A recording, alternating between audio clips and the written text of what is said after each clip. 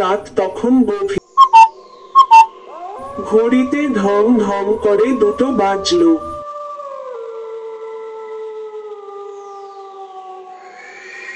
অর্ণব তার নতুন কেনা ফ্ল্যাটের বারান্দায় একা বসে কফি খাচ্ছিল। শহর কলকাতার কোলাহল ততক্ষণে স্তব্ধ। ফ্ল্যাটটা শহরের উপকণ্ঠে কিছুটা নির্জন এলাকায়। হঠাৎ তার চোখে পড়ল উল্টো দিকের পুরনো জীর্ণ বাড়িটার 3তলার একটা জানালা দিয়ে খুব আবছা একটা আলো আসছে। বাড়িটা প্রায় 20 বছর ধরে তালা বন্ধ। স্থানীয়রা বলে ওটা ভুতুড়ে।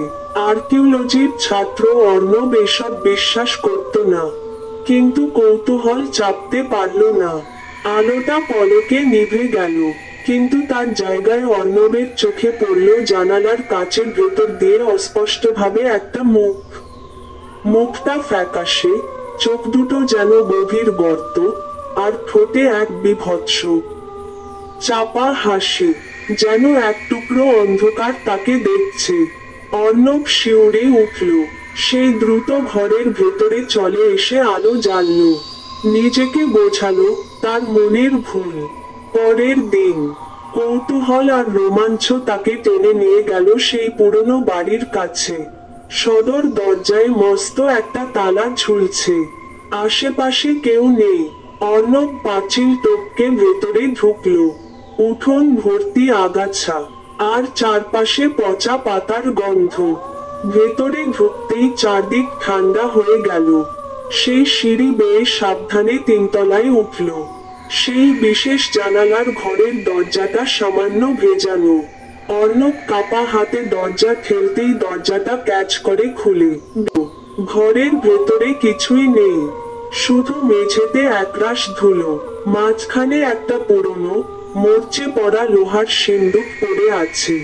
অর্ণব সিন্দুকের ডালাটা সরাতেই ভেতরে যা দেখল, তাতে তার হৃদস্পন্দন থেমে যাওয়ার জোগাড়। সিন্দুকের ভেতরে কোনো ধনরত্ন ছিল না, ছিল শুধু একটা বাঁধানো ফটোগ্রাফ। ছবিটি সেই মুখটির, ফ্যাকাশে চোখগর্ত আর সেই বিভৎস হাসি। কিন্তু তার থেকেও ভয়ঙ্কর ছিল অন্য একটা জিনিস। ফটোগ্রাফের নিচে ধুলোর মধ্যে একটি চিরকুট পড়েছিল। তাতে কাপা কাপা হাতে লেখা, কাল রাতে তুমি যখন বারান্দায় কফি খাচ্ছিলে, আমি জানতাম তুমি আজ আসবে। এখন তুমি একা নও। ঠিক তখনই অর্ণব তার পিছনে একটা ঠান্ডা নিঃশ্বাস অনুভব করল।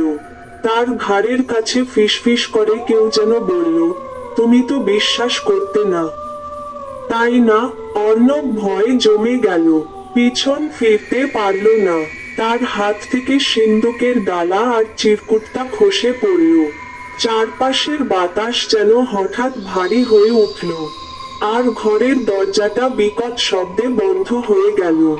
অর্ণবের শেষ চিৎকারটা সেই পুরনো বাড়ির গভীর নীরবতার মধ্যে হারিয়ে গেল। শহরে কেউ জানতেও পারল না সেই রাতে কি ঘটেছিল। নিচে একটি